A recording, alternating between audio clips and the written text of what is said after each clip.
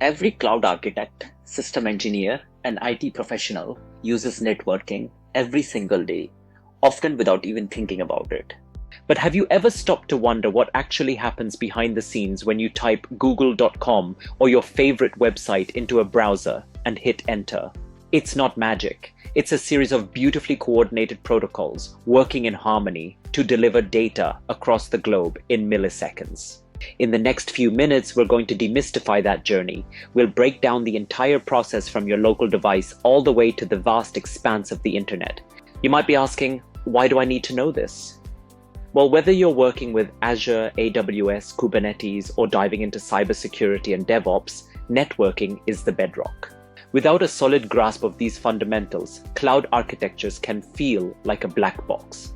Once you get networking, everything else starts to make sense. Imagine trying to build a skyscraper without understanding how the plumbing or electricity works. That's what cloud engineering is like without networking basics. Let's start with the absolute basics. The IP address. You can think of an IP address just like your physical home address. When a courier has a package for you, they don't just wander the streets. They look for a specific house number on a specific street in a specific city. In the digital world, data packets are the packages, and your IP address is that unique destination that tells the network exactly where to deliver the goods. You can see your own digital address right now. On Windows, open your terminal and type ipconfig. On Linux or Mac, use ipadder. You'll likely see something like 192.168.1.10. This is an IPv4 address, though we're slowly moving towards the much larger IPv6 space. Now, imagine if you had to remember the IP address for every website you visit. It would be a nightmare to memorize strings of numbers just to search for something. That's why we have DNS, or the domain name system. It acts exactly like the contacts app or the old-fashioned phone book for the entire internet. When you type google.com, your computer asks a DNS server, "Hey, what's the IP for this name?" The server replies with the number and the connection begins. You can actually test this yourself using the nslookup command. It shows you the behind-the-scenes handshake where a name becomes a routable address. But wait, how did your laptop get that IP address in the first place? You probably didn't type it in yourself. That's thanks to DHCP. DHCP stands for Dynamic Host Configuration Protocol. It's the reason why you can walk into a coffee shop, connect to their Wi-Fi, and just work. The moment you connect, your device sends out a broadcast. "Is there a DHCP server here? I need an address." The server hears you and offers a lease. Your device accepts, the server records the lease, and suddenly you have all the configuration info you need, IP, gateway, and DNS settings automatically. So you have an address and you know where you're going. But how does the data actually travel across thousands of miles? Enter the router.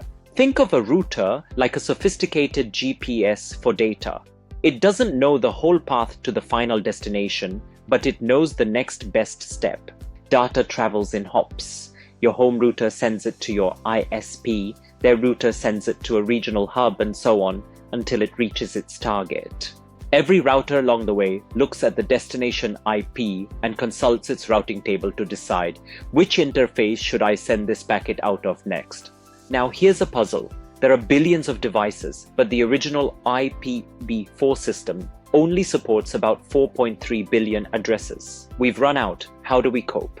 The answer is NAT, Network Address Translation. It's what allows your home network to have 20 devices sharing just one single public IP address. NAT works like an office receptionist. External callers dial the main company number, and the receptionist forwards the call to the correct internal extension. Your router keeps a table of which internal device requested what external data, ensuring that your Netflix stream doesn't end up on your roommate's laptop. With all this data moving in and out, how do we stay safe? We need a gatekeeper. In networking, that gatekeeper is the firewall. A firewall inspects every single packet crossing the network boundary. It asks, who are you, where are you from, and are you allowed to be here? Organizations set up security rules. For example, allow web traffic on port 443, but block remote desktop access from the public internet. It's the digital equivalent of a security guard checking IDs at a building entrance, ensuring only authorized visitors get through the door. Before we wrap up, let's look at why this matters when things go wrong. Most IT issues are actually networking issues in disguise. Tools like Ping to check connectivity, Tracert to see the path, and lookup for DNS problems are your best friends in a crisis.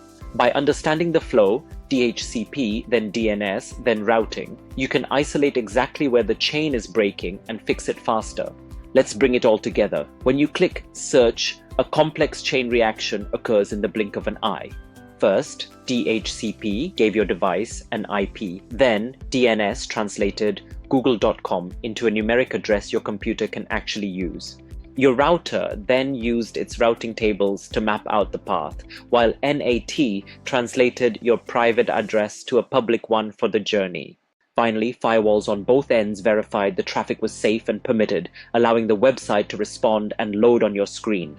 If you're aiming for a career in Azure or AWS, these aren't just academic concepts. They are the building blocks of every cloud service you'll ever configure. Virtual networks are just software-defined networks. Subnets, NSGs, and route tables are just these fundamental concepts applied at scale.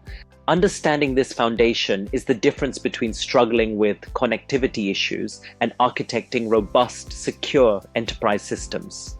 I hope this breakdown made the complex world of networking finally click for you. If it did, please hit that like button and subscribe to TechCirrus-SG. We're dedicated to simplifying cloud, Azure, and enterprise tech for architects like you. Leave a comment below. Which concept was the most confusing? And don't forget to check out my other videos to start building your cloud career today. I'm Vikram. Thanks for watching.